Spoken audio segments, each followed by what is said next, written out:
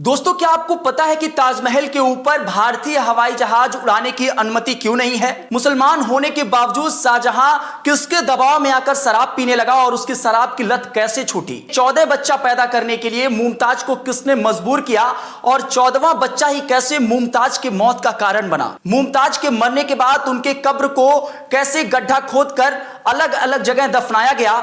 और क्या सच में शाहजहां ने 22,000 मजदूरों के हाथ कटवा दिए थे? ताजमहल की 22 दरवाजे के पीछे की क्या सच्चाई है और क्या वहां सिर्फ कुछ खास ही लोग क्यों जा पाते हैं?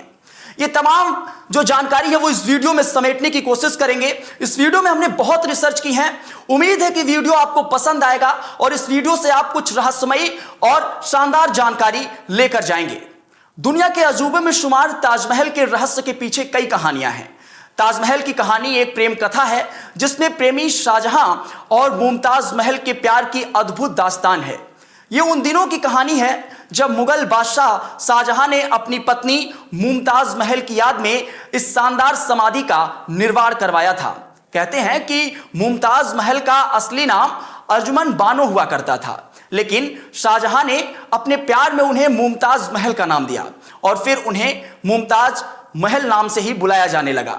शाहजहां का जन्म 1592, मुमताज का जन्म 1593 में और दोनों की सगाई 1607 ईस्वी में और शादी 1612 में हुई थी। जब आप इतिहास को देखेंगे तो आपको सिर्फ शाहजहां और मुमताज की मोहब्बत ही दिखाई देगी, लेकिन ऐसा नहीं है। मुमताज के अलावा शाहजहां की 2 और पत्नियां भी थीं जिनसे उनका एक लड़का भी था, लेकिन इतिहास लिखने वाले कहते हैं कि ये दोनों शादियां राजनीतिक समझौते के कारण हुई थी और शाहजहां सिर्फ मुमताज से ही बेपनाह मोहब्बत किया करता था। यहां यह बात समझने वाली है कि उन दोनों पत्नियों से उन्हें सिर्फ एक बच्चा हुआ, लेकिन शाहजहां को अकेले मुमताज से 14 बच्चे पैदा हुए, जिसमें से तकरीबन आधे बच्चे गर्भावस्था में ही दम तोड़ दिए। यह उन दिनों आम बात हुआ करती थी, क्योंकि मेडिकल फैसिलिटी अब की तरह तब उतनी आधुनिक नहीं हुआ करती थी। बच्चों को क्षेत्र की वैद्य या दाइयां पैदा किया करती थी और दवा के रूप में जड़ी बूटियों का ही केवल इस्तेमाल होता था। इस वजह से बच्चे गर्भ अवस्था में ही अक्सर बच्चे या मां दम तोड़ दिया करते थे। इसी से मिलता जुलता कारण मुमताज की मौत का कारण भी बना। मुमताज अपने 14वें बच्चे को जन्म देने वाली थी। उनकी प्रसव पीड़ा इतनी अधिक थी जिसमें बच्चा तो बच गया, लेकिन मुमताज ना बच सकी। कुछ लोग शाहजहां के इसी प्रेम पर सवाल भी खड़ा करते हैं कि जिस शाहजहां और मुमताज के प्यार के कसीदे पढ़े जाते हैं, उसी मुमताज के 19 वर्ष के वैवाहिक जीवन में उसे 10 वर्ष से अधिक गर्भ अवस्था में रहना पड़ा और बच्चे पैदा करते करते मुमताज की मौत हो गई। चलिए अब मुमताज की मौत से हटते हैं और ताजमहल के निर्माण की तरफ चलते हैं। इतिहासकार बताते हैं कि शाहजहां की गद्दी संभालने के तकरीबन 4 साल के अंदर ही मुमताज की मृत्यु हो गई थी। अपने अंतिम समय में मुमताज ने शाहजहां से जो बातें कही थी वो सुनने लायक है। मुमताज ने शाहजहां से वादा लिया कि वह अपनी याद में एक ऐसे महल, एक ऐसे मकबरे का निर्माण करवाएंगे जो दुनिया में कहीं भी ना हो। जब मुमताज इस दुनिया को छोड़कर चली गई तो उसके बाद कई महीनों तक शाहजहां गमजदा रहने लगे। उनका किसी काम में मन नहीं लग रहा था। अपने कमरे के बाहर वो कई हफ्तों तक नहीं निकले थे। उनको यह महसूस हो रहा था कि मुमताज के साथ उनके सपने और मुमताज से जुड़ी चीजें भी चली गई हैं। मुमताज की मौत का ऐसा गहरा सदमा शाहजहां को लगा था कि उनके पूरे बाल और दाढ़ी पक चुकी थी। उदासी का आलम ऐसा था कि शाहजहां ने राजपाट छोड़ने तक का मन बना लिया था, लेकिन फिर उन्होंने अपने आप को संभाला और सोचा कि बादशाहत एक पवित्र जिम्मेदारी है और इसको निजी कारणों से नहीं छोड़ा जा सकता। इस घटना के बाद उन्होंने अपने आप को संभालते हुए मुमताज से किए वादों को पूरा करने के बारे में सोचने लगे। ताजमहल बनाने को लेकर शाहजहां के दिमाग में बहुत सारे सवाल थे कि आखिर ताजमहल के लिए जगह कौन सी सही होगी, क्या मापदंड होगा और कैसे ये दुनिया में सबसे खूबसूरत होगा। ताजमहल के निर्माण के लिए शाहजहां ने चीफ आर्किटेक्ट बुलाया जिनका नाम था उस्ताद अहमद लाहौरी। इस आर्किटेक्ट ने एक ऐसा नक्शा बनाया जिसने पूरी दुनिया में ताजमहल को जीवंत कर दिया।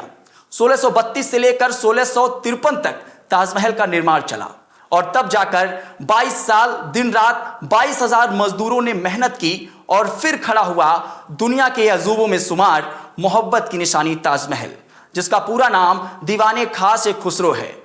यहां गौर करने वाली बात यह है कि ताजमहल में मुमताज को दफनाने से पहले 2 और भी जगह थी जहां पर मुमताज को दफनाया गया था। उनके 14वें बच्चे को जन्म देने के बाद करीब 30 घंटे के लंबे श्रम के बाद उनकी मौत हो गई थी।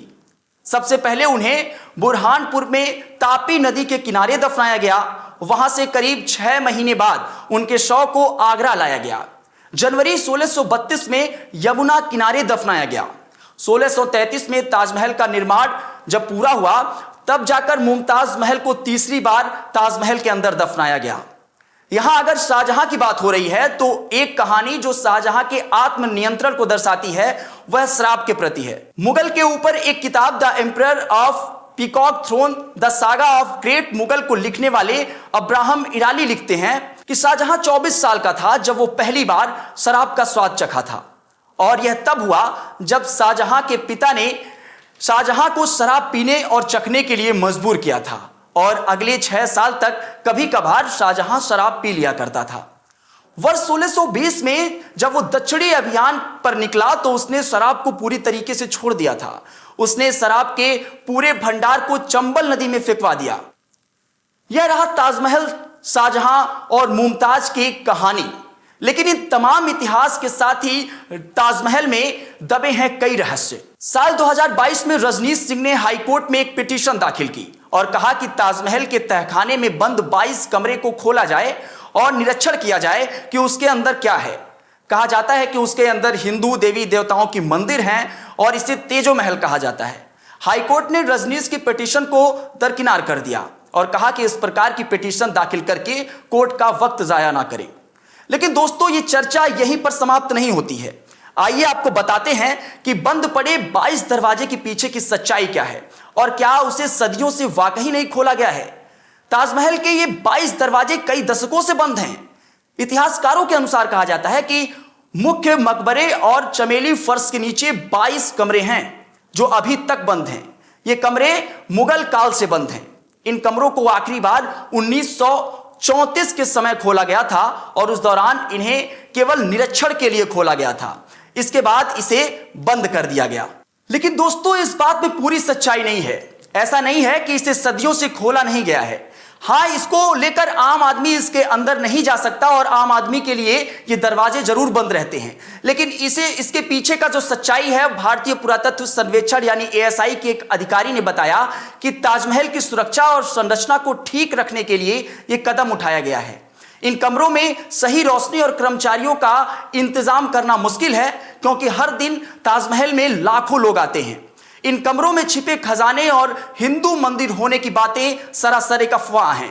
ताजमहल के तहखाने में जो 22 कमरे हैं उनमें 4 कमरे बड़े हैं और 18 कमरे छोटे हैं। ताजमहल के तहखाने को फरवरी के महीने में मुगल बादशाह शाहजहां और उनकी बेगम मुमताज के उर्स के मौके पर खोला जाता है। ताजमहल से जुड़ी एक महत्वपूर्ण और रोचक जानकारी आपको देते चलते हैं। दोस्तों, बहुत कम लोग जानते हैं लेकिन ताजमहल के ऊपर से हवाई जहाज उड़ाना मना है। यह फैसला 2016 में लिया गया था। सिर्फ ताजमहल ही नहीं, भारत में और भी ऐसे कई स्थान हैं जहां पर हवाई जहाज नहीं उड़ाया जा सकता। ताजमहल के आसपास के 7 किलोमीटर के क्षेत्र तक हवाई जहाज उड़ाना मना है। ताजमहल एक नो फ्लाइंग जोन है। ऐसा कोई भी क्षेत्र जहां हवाई जहाज उड़ाना मना होता है उसे नो फ्लाइंग जोन कहा जाता है। सुरक्षा कारणों से ताजमहल को नॉन फ्लाइंग जोन घोषित किया गया है। ताजमहल में रोजाना हजारों की संख्या में लोग आते हैं और ऐसे में किसी तरह की दुर्घटना और हमले से बचने के लिए यह फैसला लिया गया है। ताजमहल के अलावा भी ऐसे कई स्थान हैं जिन्हें भारत में नॉन फ्लाइंग जोन घोषित किया जा चुका है। राष्ट्रपति भवन, संसद भवन, प्रधानमंत्री आवास और भारत में ऐसी और तमाम जगह हैं जहां के ऊपर से हवाई जहाज नहीं उड़ाया जा सकता। ताजमहल से जुड़े रहस्य और कहानियों में एक कहानी बेहद ही प्रचलित है कि जब पूरा ताजमहल बन गया तो 22,000 मजदूरों को ताजमहल को जो बनाए थे शाहजहां ने उनके हाथ कटवा दिए थे। लेकिन दोस्तों, इस बात में पूरी सच्चाई नहीं है। यह बात सिर्फ एक अफवाह है। दरअसल शाहजहां ने उन 22,000 मजदूरों को आजीवन सैलरी देने की बात कही थी और वादा लिया था कि आप पूरी जिंदगी कहीं और काम नहीं करेंगे। तो मजदूरों के हाथ कटवाने वाली ये बात सरासर झूठ और एक अफवाह है। ताजमहल के इतिहास में एक वक्त ऐसा भी आया जब ताजमहल को ग्रीन कपड़े से पूरी तरीके से ढक दिया गया। 1971 में पाकिस्तानी सेना ताजमहल को निशाना बनाना चाहती थी। खुफिया रिपोर्ट मिली कि पाक वायुसेना आगरा में हवाई हमला कर सकती है। ऐसे में सरकार ने तुरंत ताजमहल को हरे कपड़े से ढकवा दिया। सरकार का प्लान था कि जब पाक वायुसेना के विमान ताजमहल के ऊपर से गुजरेंगे तो वो उन्हें हरियाली वाला इलाका समझकर वापस चले जाएंगे। वहीं इसके साथ चांदनी रात में ताजमहल की जमीन पर लगे संगमरमर चमके नहीं और इसके लिए उन पर झाड़ियों को रखा गया था। करीब 15 दिनों तक ताजमहल हरे कपड़े में ढका था। वैसे ताजमहल के इन रोचक, रहस्यमयी और शानदार तथ्य आपको कैसे लगे? अपनी प्रतिक्रिया दीजिएगा। बने रहें मीडिया लैंड नेटवर्क के साथ। धन्यवाद।